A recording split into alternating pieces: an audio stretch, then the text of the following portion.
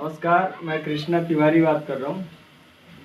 मैं आज आप लोगों के बीच एक लेकर आया हूँ कि कस्टमर अगर आप कुछ सेल कर रहे हो, कस्टमर अगर आपको मना कर रहा है तो आप उसको कैसे कन्विंस करोगे, कैसे कस्टमर आपकी बात समझेगा, सुनेगा, वो मैं बताना चाहूँगा। क्योंकि आजकल जितना भी सेल्स हो रहा है, सेल्स लाइन के जितने भी बंदे हैं, उनको ये चीज़ बड़ा प्रॉब्लम होता है कि नए कहीं जाते हैं, किसी कंपनी में ज्वाइन करते हैं सेल करने के लिए, तो वहाँ पे उनको ट्रेनिंग दी जाती है। ट्रेनिंग के बाद वो जब सेल करने लगते हैं, सेल करने में उनको प्रॉब्लम होता है।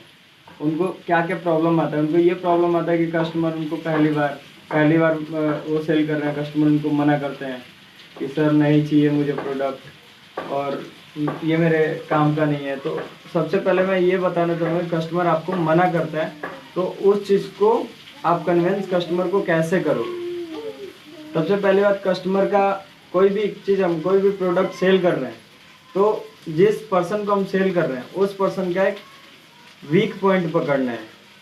एक वीक पॉइंट पकड़ना है कि कस्टमर को क्या चाहिए, कस्टमर को क्या देंगे तो उसको वो चीज़ उसके लिए बेनिफिशियल है। पहले उसका वीक पॉइंट पकड़ना है। वीक पॉइंट पकड़ने के लिए कस्टमर से बात करना है, मैक्सिमम बात करना है, अपने प्रोडक्ट के बारे में समझाना है।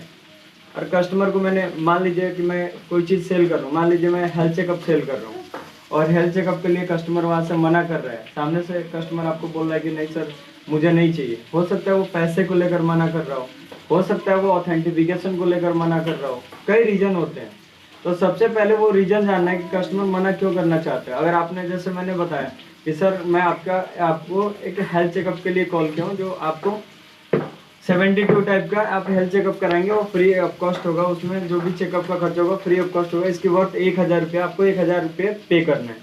1000 में आप 1 साल तक अपने फैमिली के लिए कोई भी चेकअप करवा सकते हैं। अगर मान लो कि ये सेल करना है, एग्जाम्पल दे रहा हूँ, तो अगर मैंने किसी कस्टमर को, क्लाइंट को बताया कि ये प्रोडक्ट है मेरा, ये हेल्थ चेकअप है, आपको दिया जा रहा है, इसमें 72 टाइप के टेस्ट इंक्लूड हैं, कस्टमर सामने से मना कर रहा है, नहीं जी मुझे नहीं चाहिए, तो सेल्स कहाँ से स्टार्ट होता है? सेल्स वहीं से स्टार्ट होता है जहाँ पे कस्टमर नहीं करता है। हर कस्टमर वन सेट आपसे नहीं बोलेंगे कि मुझे जो है ये प्रोडक्ट पसंद आया या मुझे अच्छा लगा, क्योंकि हो सकता है आपने जो प्रोडक्ट बताया उसका वर्थ ही उनको पता नहीं चला। सबसे पहले आप जो प्रोडक्ट बता रहे हो उसका वर्थ कस्टमर को पता चलना चाहिए कि इसका वर्थ क्या है।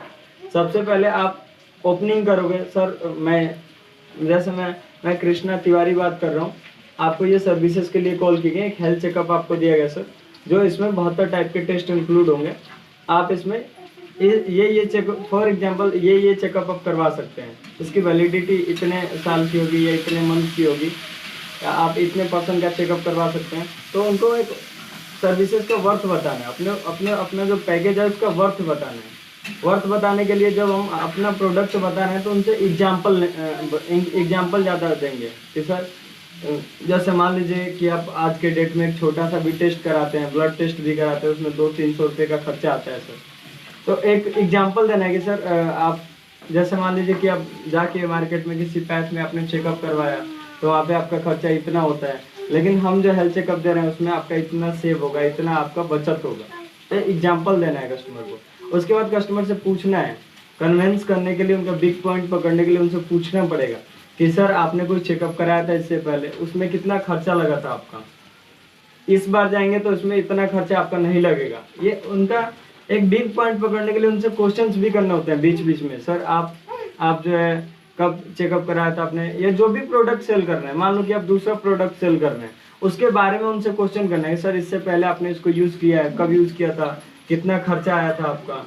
ये सारी चीज़ें जो होती हैं वो बिग पॉइंट होती हैं कस्टमर की, जो हमें सेल कराता है। कस्टमर मना करता है अमाउंट को लेकर कि सर मैं ये सर्विसेज नहीं लूँगा, लेकिन खुलकर वो नहीं बोलते हैं कि मुझे अमाउंट को लेकर प्रॉब्लम है या इशू है। अमाउंट को लेकर मना करते हैं तो उनसे पूछना है कि सर आपसे मैं जान सकता हूँ कि किस रीज़न से आप इन सर्विसेज को मना कर रहे हैं, डिनाई कर रहे हैं सर। वो आपसे बोले सर आप अमाउंट को लेकर तो मना नहीं कर रहे हैं ना सर, जो आपको मैंने अमाउंट बताया उस अमाउंट को लेकर तो आप मना नहीं कर रहे हैं ना। कस्टमर सामने से बोलेगा, कस्टमर सामने से सर अमाउंट को लेकर ही बोल रहा हूँ, अमाउंट ज़्यादा है, आपका जो वर्थ है वो ज़्यादा है। फिर समझाना है कि सर अभी आपने बताया लास्ट टाइम चेकअप कराए थे तो इतना खर्चा आया था।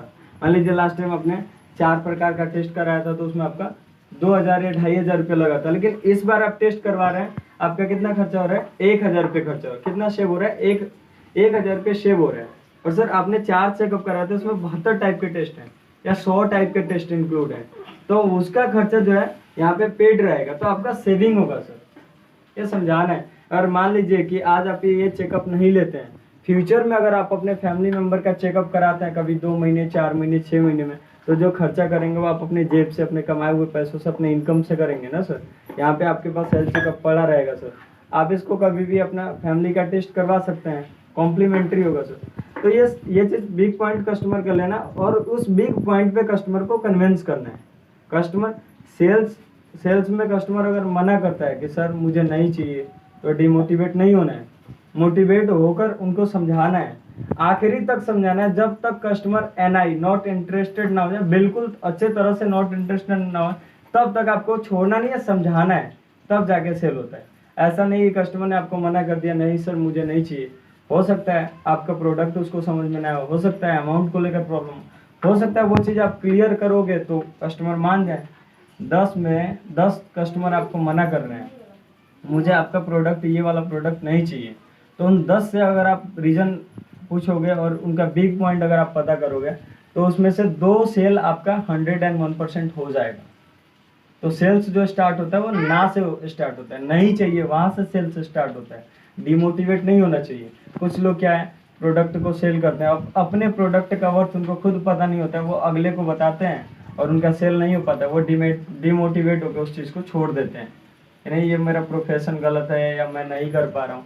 ऐसा कुछ नहीं होता है, प्रोफेशन सही होता है, आप उसको सही तरह से समझा नहीं पा रहे हैं, आप उसका वर्थ कस्टमर को दिखा नहीं पा रहे हैं। तो सेल्स में अपने मोटिवेशन लेवल को हमेशा हाई रखना है, और जो भी कस्टमर सामने से बोलता है उसको इम्प्लीमेंट करना है, समझना है, फिर कस्टमर को उसके ऊपर समझाना है। ठीक है सर, ओके। तो